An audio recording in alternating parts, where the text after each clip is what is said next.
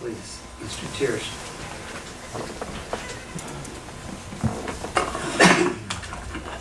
Good morning. Tom Thiersch, Jefferson County. A couple of things on your agenda this morning.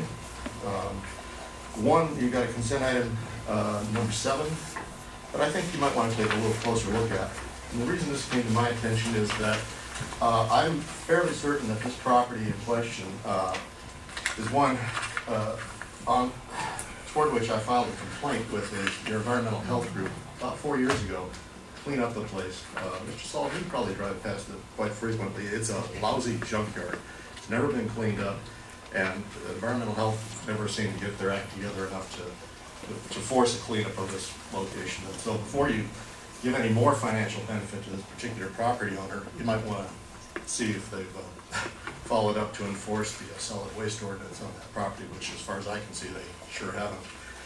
The other thing on your regular agenda this morning, instead of consent agenda, I see you've moved and brought back the issue of surplus computer equipment from the county.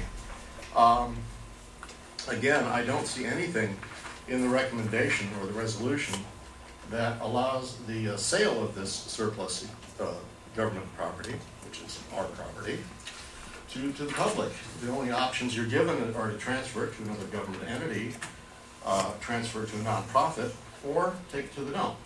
You're missing option 4, which should be before you take it to the dump. At least allow some people the opportunity to acquire the surplus property at whatever nominal dollar per item cost it is. So whatever, put it up for bid. What's it going to hurt? I mean, I've looked at the list of items here. There are like 4 printers on here that typically go on eBay for about $300 a piece. So this is not inconsequential. This is not just throwaway stuff going to the dump.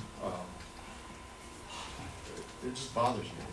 It seems wasteful to not provide that option. So when you bring this up for discussion on your regular agenda, perhaps you should consider that 4th opportunity. The other aspect of this that I mentioned the last time this came up was the issue of how you treat the hard drives in these computers. It had been the past practice to destroy the hard drives, therefore rendering the computers utterly useless, lumps of metal. I hope that you're not doing that this time around. One excuse that was given to me in years past is that you don't have the staff time necessary to erase the hard drives. Well, this is not like taking apart an M16 with a blindfold on. It takes 5 to 15 minutes at the most per computer to thoroughly, securely erase the hard drives. It's not a big deal. You just insert CD, boot it up, let it go, and you can do a half a dozen machines at a time. Just line them up on a table, and it just is something that you need to consider before you destroy property. Thank you, Mr. Thiersch.